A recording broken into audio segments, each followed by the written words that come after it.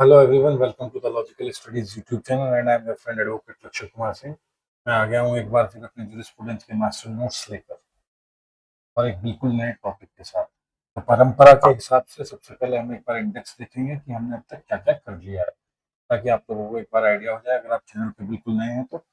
देखिए, बच्चा पार्ट की डेफिनेशन हमने इसमें करनी है। 24 थिंकर्स किए हैं और एक मास्टर टेबल भी है। मैं जरा इसको ठीक कर लेता हूँ, इसकी थिकनेस ज़्यादा बढ़ी हुई है। जी, अब बेटर है थोड़ा सा। डेफिनेशन हमने इसमें कर ली है और हमने इसमें लगभग 24 लिंकर्स किए हैं और उसके साथ एक मास्टर टेबल भी हमने इसमें बनाया है। Right guys? और उसके बाद नेचर ऑफ लॉ हमने कर लिया है। सोर्सेज ऑफ लॉ को हमने दो पार्ट में किया है। स्कूल ऑफ जूरिस्प्रूडेंस के ऊपर एक इंट्रोडक्टरी वीडियो है। Analytical school of jurisprudence complete हो चुका है। Historical school of jurisprudence complete हो चुका है। सोशियोलॉजिकल स्कूल ऑफ जूरिस्प्रूडेंस कर रहे हैं। इस पर इंट्रोडक्टरी वीडियो एक कर लिया है। दूसरा इस पे हमने मॉन्टेस्क्यू किया है। तीसरा हमने इसमें फादर ऑफ सोशियोलॉजी जिनको कहा जाता है अगस्ट कॉम्टे किया है। और आज हम इसमें करने वाले हैं हर्बर्ट स्पेंसर को। तो चलिए बिना किसी देरी के आगे चलते हैं। जी, ये जो श्रीमान जी आपको दिखाई दे रहे हैं स्क्रीन पर, इनका शुभ नाम है श्री हर्बर्ट स्पेंसर। राइट? तो ये पैदा हुए थे 27 अप्रैल 1820 को। कई बार यूजीसी में पूछ लेते हैं date of birth, place of birth, date of death and place of death, तो इसलिए इंक्लूड किया है। और 8 दिसंबर 1903 को ये दुनिया से रुखसत हो गए थे। इंग्लिश फिलोसफर है, याद रखिएगा, फ्रॉम ब्रिटेन। सोशलॉजिस्ट और regarded as one of the leading figure in the sociological school. Sociological school में एक लीडिंग फिगर के तौर पर हम इनको देखते आए हैं और इनका योगदान भी बहुत अच्छा रहा है। He extended Comte's idea by applying the principle of evolution to society and law. तो इससे पहले जो हमने वीडियो की थी, जो इससे पहले हमने किया है think sociological school of jurisprudence में, वो हमने किया अगस्त कॉम्टे, आप जाके देख सकते हैं। तो इन्होंने बेसिकली कॉम्टे का जो आइडिया था, जो इवोल्यूशन प्रिंसिपल्स हैं उनको सोसाइटी एंड लॉ में इन्होंने लिंक किया उसके साथ और उसको अप्लाई किया सोसाइटी एंड लॉ में। आप कह सकते हैं उन्होंने कॉम्टे के विचारों को आगे बढ़ाते हुए जो विकासवाद के सिद्धांत हैं, प्रिंसिपल ऑफ इवोल्यूशन, जो विकासवाद के सिद्धांत को समाज और कानून पर लागू किया। राइट? इन्होंने क्या किया, प्रिंसिपल ऑफ इवोल्यूशन को कहाँ अप्लाई किया, लॉ एंड सोसाइटी पर। Right? Spencer compared society to a living organism, organic analogy, and argued that social institution evolved from simple to complex forms. तो जो हमारे स्पेंसर महोदय हैं उन्होंने कंपेयर किया सोसाइटी को एज अ लिविंग ऑर्गेनिज्म के तौर पर। राइट? कि सोसाइटी एक लिविंग ऑर्गेनिज्म है और कहा जो सोशल इंस्टीट्यूशन है उनका विकास सिंपल टू कॉम्प्लेक्स फॉर्म में हुआ है। जैसे कि पहले जब वो एग्जिस्टेंस में आए तो वो क्या थे, सरल थे, और समय के साथ साथ वो क्या होते चले गए, कॉम्प्लेक्स यानी कि जटिल होते चले गए। राइट? तो मैं एक डिस्क्लेमर आप लोगों को दे दूं, अभी हम हर्बर्ट स्पेंसर पढ़ रहे हैं। इसमें क्या है कि आपको हर्बर्ट स्पेंसर और लॉ का लिंक कार्व आउट करना पड़ेगा, इनको समझ के पढ़ के निकालना पड़ेगा, क्योंकि मैं आपकी मदद करूंगा इसमें। मैं इसलिए ही हूँ यहाँ पर क्योंकि आप जब भी देखेंगे हर्बर्ट स्पेंसर को आप पाएंगे कि हर्बर्ट स्पेंसर में जो हम पढ़ रहे हैं उसमें सोशियोलॉजिकल एलिमेंट ज्यादा है, लीगल एलिमेंट आप कहेंगे कम देखने को मिल रहा है। लेकिन चिंता की कोई बात नहीं है, चलिए आगे बढ़ते हैं। हाँ, तो इन्होंने आर्ग्यूमेंट दिया कि जो सोसाइटी है वो एक लिविंग ऑर्गेनिज्म है और जो सोशल इंस्टीट्यूशन है उनका इवोल्यूशन मतलब उनका विकास कैसे हुआ, सिंपल टू कॉम्प्लेक्स फॉर्म में हुआ। He was also strong advocate of laissez faire, ठीक है, एंड द फ्री मार्केट। तो ये क्या था कि हमारे जो हर्बर्ट स्पेंसर साहब हैं, ये लेसाइज फेयर का अगर आप डिक्शनरी मीनिंग देखोगे तो उसका मतलब होता है करने दो, करने दो। और वैसे शुद्ध हिंदी में मैं आपको इसका मीनिंग बताऊं, ये होता है अहस्तक्षेपवाद। अहस्तक्षेप, हस्तक्षेपवाद, राइट? हस्तक्षेपवाद, राइट। हस्तक्षेप का मतलब होता है बच्चा पार्टी इंटरफेयर, और अहस्तक्षेप मतलब no no no interfere. And the free market, ठीक है, मुक्त बाजार। तो ये क्या थे, ये लेसाइज फेयर और फ्री मार्केट को एडवोकेट करते थे कि लेसाइज फेयर की प्रिंसिपल जो है उसको एप्लीकेबल होना चाहिए और फ्री मार्केट से एप्लीकेबल होने चाहिए। इसका क्या मतलब है? इसका मतलब ये है, लेसाइज फेयर एंड फ्री मार्केट का मतलब कि हमारी जो सरकारें हैं या जो स्टेट है वो बिल्कुल भी इंटरफेयर ना करे सोसाइटी के कामों में या मार्केट में। मतलब that is directly related to economics. Right? Economy में, सोसाइटी में मिनिमम इंटरफेरेंस होना चाहिए, किसका, स्टेट का। इसको अहस्तक्षेपवाद कहते हैं, लेसाइज फेयर कहते हैं। He was the only survivor out of his 8 sibling, मतलब 8 बहन भाइयों में केवल यही बचे थे, और यही कारण था कि इन्होंने सर्वाइवल ऑफ फिटेस्ट को बहुत ज्यादा इसके ऊपर जोर दिया। And he advocated for the value of survival of fittest in his theory of evolution. अपने विकासवाद के सिद्धांत में या विकासवाद की थ्योरी में इन्होंने सर्वाइवल ऑफ फिटेस्ट को सबसे ज्यादा जोर दिया। सर्वाइवल ऑफ फिटेस्ट का मतलब होता है योग्यतम की उत्तरजीविता। ठीक है, जो योग्य है वो जिएगा, योग्यतम की उत्तरजीविता, सर्वाइवल ऑफ फिटेस्ट। वो है ना, कहते हैं कि एक एग्जांपल इस पे बड़ा एक वो चलता है एग्जांपल कि बड़ी मछली है तालाब में, छोटी मछली है, बड़ी मछली छोटी को खा रही है, उससे छोटी, उससे छोटी को, उससे छोटी को, तो जो सबसे फिट है, ठीक है, जो सबसे योग्य है वो ही सर्वाइव करेगा। और सर्वाइवल ऑफ फिटेस्ट को जितना स्पेंसर ने मतलब वो किया है, जितना स्पेंसर ने इसका प्रचार प्रसार किया है, इतना आज तक किसी ने नहीं किया। और यही कारण है थ्योरी ऑफ इवोल्यूशन में इन्होंने इसको बहुत ज्यादा इसके बारे में बातें की हैं। तो 8 सिबलिंग में से केवल यही बचे थे, इसलिए इन्होंने सर्वाइवल ऑफ फिटेस्ट पर इनका ज्यादा ध्यान रहा। Advocated the principle of laissez faire and free market, ऊपर बात कर चुके हैं। हस्तक्षेपवाद और मुक्त बाजार के प्रिंसिपल को इन्होंने बहुत सपोर्ट किया। इनके जो मेजर वर्क थे वो dominate by idea of evolution. तो हर्बर्ट स्पेंसर का जितना भी काम है वो आइडिया ऑफ इवोल्यूशन के आसपास ही घूमता है, विकासवाद के आसपास ही घूमता है। वो विश्वास करते थे, ही believed that through out all the times there actually has been social evolution from a simple, uniform or homogeneous structure to complex, multiform और heterogeneous one। कहने को तो ये लाइन बड़ी सिंपल है, लेकिन इसका मीनिंग जो है काफी गहरा है, राइट। उन्होंने क्या कहा, उन्होंने कहा कि जो basically through out all the times, मतलब पूरे समय में जो सोशल इवोल्यूशन है वो सिंपल, यूनिफॉर्म और होमोजीनियस, होमोजीनियस मतलब समान, ठीक है, सरल था, एक जैसा था, समान था, ठीक है। स्टेक कहां डेवलप हुआ, कॉम्प्लेक्स, जटिल, मल्टीफॉर्म मतलब बहुत सारी उसकी फॉर्म्स पैदा हुई, और हेट्रोजीनियस, हेट्रोजीनियस का मतलब होता है विविधता। तो इसको थोड़ा सा और ढंग में कहेंगे तो कहेंगे कि उनका मानना था कि मानव समाज निरंतर, जो मेरे हिंदी मीडियम के स्टूडेंट हैं उनके लिए मैं बता देता हूं कि मानव समाज निरंतर एक सरल, समान एवं समरूप संरचना से, दोबारा सुनना, मानव समाज की बात हो रही है, सोसाइटी की बात हो रही है कि मानव समाज लगातार, कंटिन्यूटी है इसमें, निरंतर, कहां से, सरल, समान एवं समरूप संरचना से, जटिल, जटिल मतलब कॉम्प्लेक्स, विविध मतलब मल्टीफॉर्म्स, और हेट्रोजीनियस विविध एवं विषम संरचना की ओर विकसित होता चला गया। तो कहने का मतलब ये था, हर्बर्ट स्पेंसर साहब ये कह रहे हैं, ये जो इवोल्यूशन हुआ ना, इवोल्यूशन ने क्या किया, इवोल्यूशन ने जो ह्यूमन सोसाइटी है उसको सिंपल से, राइट, यूनिफॉर्म से और होमोजीनियस, सिंपल मतलब सरल हो गया, यूनिफॉर्म मतलब एक रूपता जिसमें कहते हैं, और होमोजीनियस मतलब समानता से किस तरफ डेवलप हुआ, और वो भी कंटिन्यूटी में, निरंतर लगातार किस तरफ डेवलप हुआ, जटिल, कॉम्प्लेक्स, मल्टीफॉर्म विविधताओं वाला, और हेट्रोजीनियस अनेक रूपों वाला विकसित होता चला गया, right. I think I am clear on this point. अब टेबुलर फॉर्म में एक बार स्पेंसर साहब को देख लेते हैं ताकि आपको एग्जाम के लिए क्विक रिवीजन मिल सके। पूरा नाम है Shri Herbert Spencer, English philosopher and sociologist, English मतलब इंग्लैंड से आए हैं। Date of birth, date of death 27 अप्रैल 1820, 8 दिसंबर 1930, पैदा हुए थे डर्बी इंग्लैंड में। डर्बी भी फेमस है किसी चीज के लिए, ये जीएस का क्वेश्चन है, आप मुझे बता सकते हैं कमेंट सेक्शन में। और रुखसती इनकी कहां से हुई, ब्राइटन इंग्लैंड से।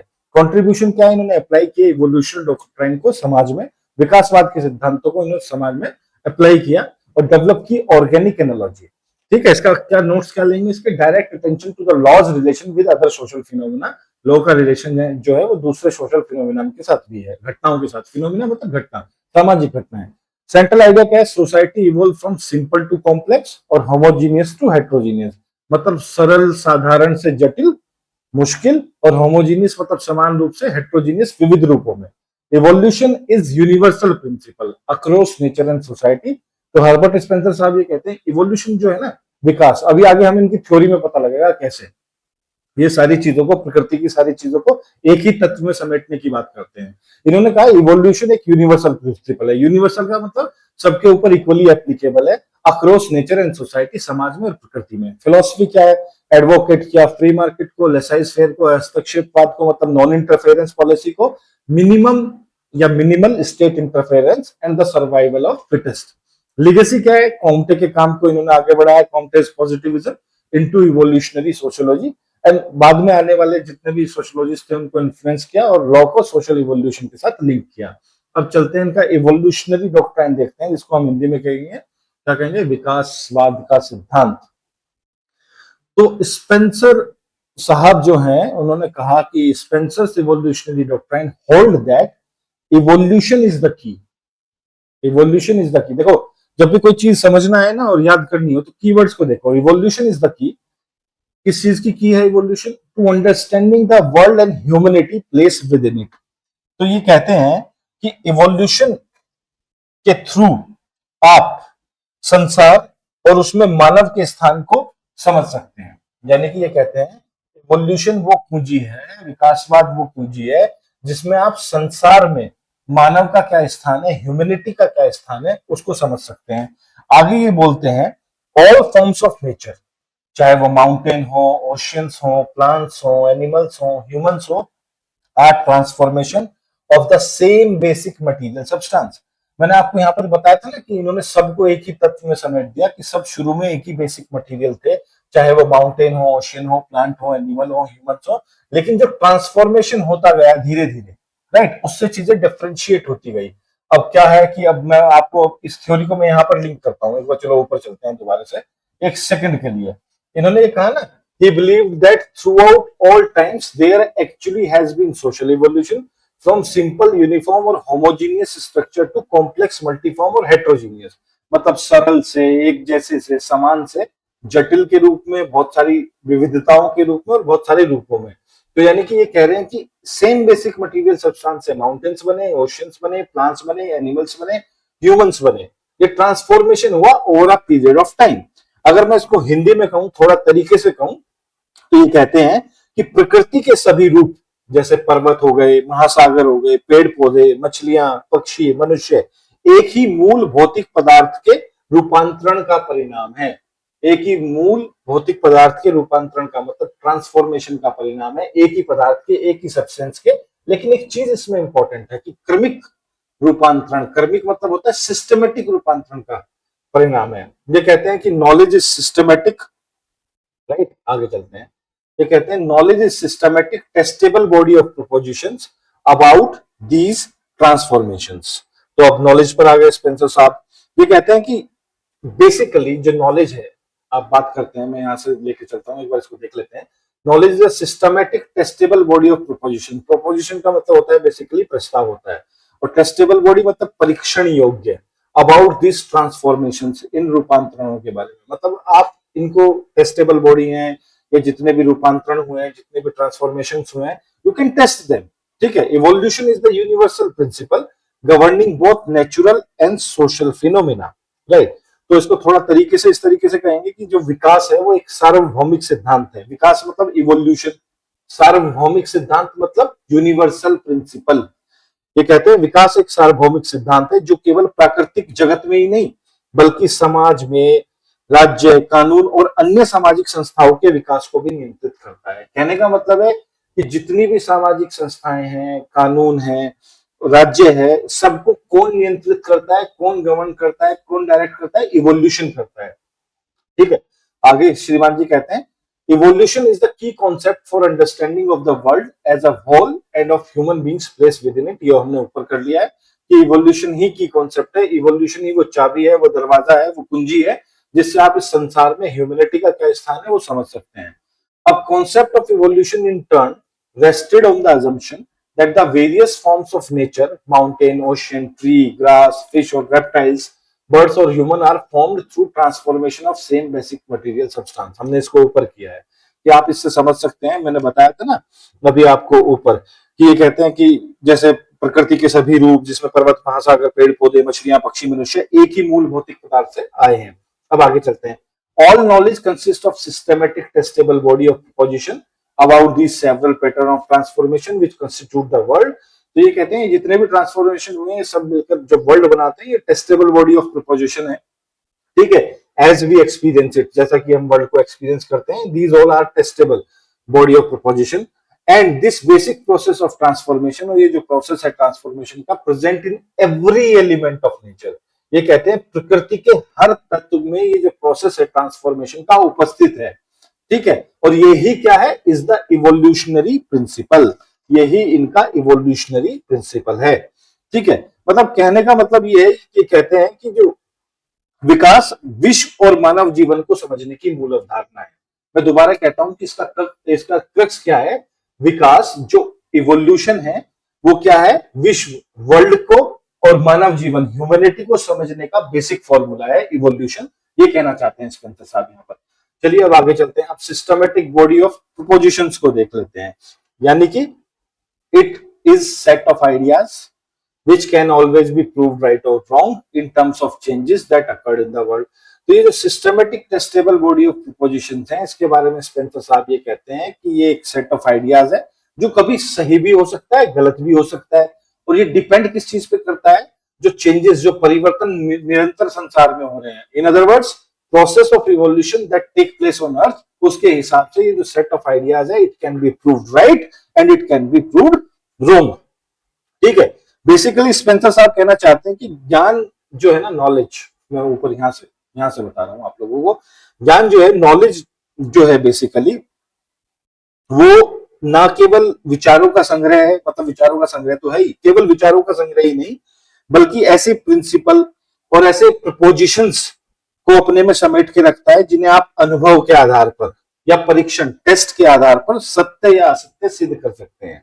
मैं दोबारा बताता हूं, ज्ञान केवल विचारों का संग्रह नहीं है। ये यहाँ पर कह रहे हैं कि नॉलेज जो है वो केवल विचारों का संग्रह नहीं है, बल्कि उसमें ऐसे भी प्रिंसिपल्स हैं, ऐसे प्रपोजिशंस हैं जिन्हें आप एक्सपीरियंस के आधार पर, अनुभव के आधार पर, परीक्षण के आधार पर सत्य या असत्य सिद्ध कर सकते हैं, राइट और रॉन्ग सिद्ध कर सकते हैं। अब इवोल्यूशनरी डॉक्ट्राइन की एक बार टेबल देख लेते हैं। राइट, डेफिनेशन क्या है? Evolution explains transformation of all forms of nature, हमने कर लिया है। यूनिवर्सल प्रिंसिपल है, सार्वभौमिक सिद्धांत है, मतलब हर जगह इक्वली एप्लीकेबल है। और बेसिस क्या था इसका? Same material substance transform into diverse form. जैसे और मैं पीछे चला जाऊं, स्पेस में चला जाऊं, तो वही वाली बात है, we all are made up of stardust. तो same material substance transform into diverse forms, अलग अलग फॉर्म्स में जो बेसिक मूल तत्व है, मटेरियल सब्सटेंस है, वो अलग अलग फॉर्म में पेड़ पौधे, मनुष्य, पशु पक्षी, ये सब बन गया। Applies to society and law, ये इक्वली एप्लीकेबल है, ये थ्योरी ऑफ इवोल्यूशन इनकी सोसाइटी एंड लॉ पर। नॉलेज एक सिस्टमेटिक टेस्टेबल प्रोपोजिशन है, इस नॉलेज को आप सिस्टमेटिकली, क्रमिक रूप से या तरीके से टेस्ट कर सकते हैं। इसको आप सही और गलत भी प्रूव कर सकते हैं, that depends on the changing circumstances of the world. Right guys, scientific approach है ये। एप्लीकेशन क्या है? Explain social evolution. और यहाँ पर जब ये कहते हैं ना कि नॉलेज आप सही और गलत भी प्रूव कर सकते हैं, बिल्कुल ठीक कहते हैं, क्योंकि नॉलेज क्या होती है, वो अपडेट होती रहती है ना। हमें आज इतना ही पता है, राइट? जैसे आप पीरियोडिक टेबल देख लें, अगर आपने केमिस्ट्री में पढ़ी हो, जैसे जैसे एलिमेंट को आप खोजते गए, वैसे वैसे वो होते गए। तो इसका मतलब ये नहीं था कि जो एलिमेंट हमें आज तक नहीं पता वो एग्जिस्ट ही नहीं करता, नहीं, वो करता है। तो यानी कि पीरियोडिक टेबल आप आज ये बनाते हैं, 10 साल बाद बना रहे हैं, एक नया एलिमेंट आ गया, तो ये तब भी सही थी, ये आज भी सही है। Right, so from simple to complex structures. अब ऑर्गेनिक एनालॉजी देख लेते हैं श्रीमान जी की। स्पेंसर ने कंपेयर किया है, ठीक है, सोसाइटी को एक ऑर्गेनिज्म से। जैसे ऑर्गन्स होते हैं ना हमारी बॉडी में, एक दूसरे के ऊपर इंटरडिपेंडेंट, हमारे हार्ट, हमारे लंग्स, हमारी किडनीज, और जितना भी सब कुछ होता है ह्यूमन बॉडी में, एक दूसरे के ऊपर निर्भर होता है। Just as organs in a body are interdependent, member of society are mutually related. जो सोसाइटी के मेंबर होते हैं वो म्यूचुअली रिलेटेड होते हैं। हाउएवर, इन्होंने कुछ डिफरेंस नोट किए। Society is not biological organism but a super organic system with the conscious individual. ये कहते हैं कि चलो मैं कर रहा हूं ऑर्गेनिज्म से सोसाइटी को कंपेयर, लेकिन society is not a purely biological organism. ये एक सुपर ऑर्गेनिज्म सिस्टम है जिसमें जो इंडिविजुअल्स हैं, जो लोग हैं, उनके पास अपनी कॉन्शियस है, सोच समझने की शक्ति है, चेतना है उनके पास। Right, he proceed to apply his investigation of all fields of knowledge, his idea of social evolution। तो मतलब उन्होंने अप्लाई किया अपनी इन्वेस्टिगेशन को इसमें, अपने आइडिया ऑफ सोशल इवोल्यूशन के, in comparing human society with an organism, which is essentially what organic analogy means। तो कहने का मतलब ये है कि कंपेयर करते हुए ह्यूमन सोसाइटी को ऑर्गेनिज्म से, इन्होंने अपने जो आइडियाज हैं सोशल इवोल्यूशन के, वो उसमें अप्लाई किए, लागू किए, और जिसका तर्क निकल के आता है, इसी को ही हम ऑर्गेनिक एनालॉजी कहते हैं। और इन्होंने नोट किया एक difference between biological organism and society. I can really really understand guys कि आपको लग रहा होगा सर सोशियोलॉजी पढ़ा रहे हैं, लॉ कहाँ गया इसमें, चिंता मत कीजिए। अब प्रोफेसर एलन है, प्रोफेसर एलन को हमने कई बार पढ़ा है, कई थिंकर्स को इन्होंने क्रिटिसाइज किया है, कई थिंकर्स के काम इन्होंने समराइज किए हैं, कई थिंकर्स के काम में इन्होंने एड ऑन्स किए हैं। तो एलन क्या कहते हैं ऑर्गेनिक थ्योरी के बारे में? ये कहते हैं the interdependence of organisms in its sociological aspects means, जो इंटरडिपेंडेंस है ऑर्गेनिजम्स की सोशियोलॉजिकल एस्पेक्ट में, मतलब समाज शास्त्र की दृष्टि से जो ऑर्गेनिज्म की इंटरडिपेंडेंस है, आत्मनिर्भरता है, एक दूसरे के ऊपर निर्भरता है, उसका मतलब है कि mutual relations of all members of civilised society and the distribution of sense of responsibility far wider than that can be comprised within a formula of sovereign and subject, right? तो ये बहुत ही इंपॉर्टेंट है, इसको आप बहुत ध्यान से देख लीजिए। ये कहते हैं कि जो इंटरडिपेंडेंस है ऑर्गेनिज्म की, उसका सोशियोलॉजिकल एस्पेक्ट में मतलब ये होता है कि म्यूचुअल रिलेशंस है जितने भी मेंबर्स हैं सिविलाइज सोसाइटी के, और एक सेंस ऑफ रेस्पॉन्सिबिलिटी का डिस्ट्रीब्यूशन है that is far wider then can be comprised with in the formula of sovereign and subject, कि आप सोवरेन एंड सब्जेक्ट के फॉर्मूले में उसको कंप्राइज करें, उससे ज्यादा वाइडर उसकी अप्रोच है जो distribution of sense of responsibility है, जो म्यूचुअल रिलेशन है मेंबर ऑफ सिविलाइज सोसाइटी का। कहने का मतलब है दो चीजें हैं, जो म्यूचुअल रिलेशन है ना सिविलाइज सोसाइटी के मेंबर्स के बीच में, और जो उनकी रेस्पॉन्सिबिलिटी की सेंस ऑफ रेस्पॉन्सिबिलिटी डिस्ट्रीब्यूशन है, आप उनको अगर कंप्राइज करना चाहें सोवरेन एंड सब्जेक्ट में, तो उससे ज्यादा वाइडर सेंस में वो होगा। केवल आप उसको सोवरेन एंड सब्जेक्ट में कंप्राइज नहीं कर सकते, सोवरेन एंड सब्जेक्ट तक आप उसको सीमित नहीं कर सकते, उसका जो दायरा है इससे कहीं ज्यादा बड़ा है, right? It directed attention to the necessity of considering the law in relation to the another social phenomena. Ultimately घूम फिर कर कहां पर आते हैं कि आप जो लॉ है उसको केवल यहां तक सीमित नहीं कर सकते, ठीक है? दूसरे सोशल फिनोमिना जो हैं, दूसरी जो सामाजिक घटनाएं हैं, दूसरे जो सामाजिक रूप हैं, उनके साथ आप लॉ को जब देखेंगे तो वो विविधताओं से आपको दिखाई देगा, आपको उसके बहुत सारे फंक्शंस दिखाई देंगे, आप देखेंगे कि जैसे सोसाइटी में अलग अलग जो सेक्स हैं उनसे कैसे कैसे लॉ इम्पैक्ट होता है, उनको कैसे इन्फ्लुएंस करता है, उनके हिसाब से कैसे अपने आप को चेंज करता है, राइट? आगे चलते हैं, अब डेफिनेशन देख लेते हैं। Society compare to living organism, very good, organic analogy इसी को कहते हैं। Interdependence member of society mutually related, और ये क्या है, wider than sovereign subject relation, sovereign और सब्जेक्ट रिलेशन से कहीं ज्यादा ये इसकी अप्रोच है। एंड डिफरेंस क्या है, society is not equal to biological organism, conscious individuals और कल्चरल डायमेंशंस, यानी कि ऐसे इंडिविजुअल्स जिनके पास अपनी चेतना है और उनके अपने अपने अलग अलग सांस्कृतिक डायमेंशंस हैं। फंक्शन, लॉ मेंटेन करता है हार्मनी एंड ऑर्डर को और एंश्योर करता है सोशल कोहेशन को, राइट? अब क्रिटिसिज्म देख लेते हैं, स्पेंसर क्या किन्होंने आलोचना की, टू लेसाइज फेयर, कुछ ज्यादा ही अहस्तक्षेपवाद को इन्होंने बढ़ावा दिया। इम्प्रैक्टिकल ड्यूरिंग क्राइसिस, क्राइसिस के दौरान जैसे कि वार हो गया, अनएम्प्लॉयमेंट हो गया, इन्फ्लेशन महंगाई हो गया, उसके दौरान हस्तक्षेपवाद की जो विचारधारा है ये बिल्कुल पिट जाएगी। स्टेट को क्या करना पड़ेगा, कंट्रोल लेना पड़ेगा अपने हाथ में और स्टेट को इंटरफेयर करना पड़ेगा। उसके बाद आता है सुपर ऑर्गेनिक थ्योरी फ्लॉ, और जो ये ऑर्गेनिक थ्योरी है ये फ्लॉड है क्योंकि ये इग्नोर करती है कल्चर के रोल को। उसके बाद टाइम शेफ ने क्या क्रिटिसाइज किया, his law of evolution is cosmic, more philosophical than sociological. ये कहते हैं कि कुछ ज्यादा ही कॉस्मिक हो गया, फिलोसॉफिकल हो गया, दार्शनिक हो गया, बजाय सामाजिक होने के।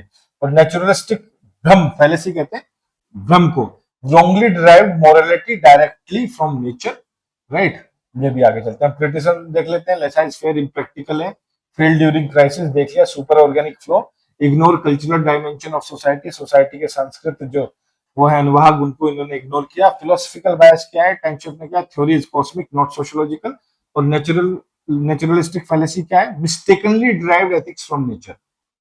अब देख लेते हैं हर्बर्ट स्पेंसर साहब के क्या क्या इनके मेजर वर्क हैं। तो सोशल, क्योंकि यूजीसी पूछता है, ये किताब किसने लिखी, सोशल स्टैटिक्स 80-50, ये conditions essential to human happiness, survival of the fittest, इस किताब में वर्णन है इन चीजों का। प्रिंसिपल ऑफ साइकोलॉजी 1855 में, अप्लाइड इवोल्यूशन टू साइकोलॉजी, यहाँ भी इन्होंने अप्लाई कर दिया evolution. Education intellectual moral and physical 1861, collected writings on education, education के ऊपर जो इनकी राइटिंग्स है उनको एक संग्रह करके लिखा गया है इसमें।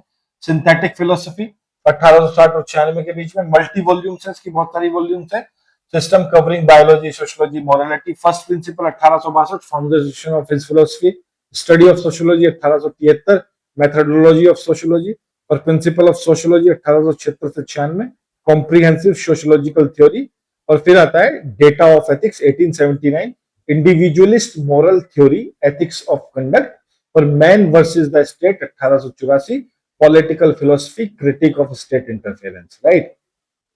तो my dear legal eagles, thank you very much for watching this video, और please please please comment section में फीडबैक जरूर देना।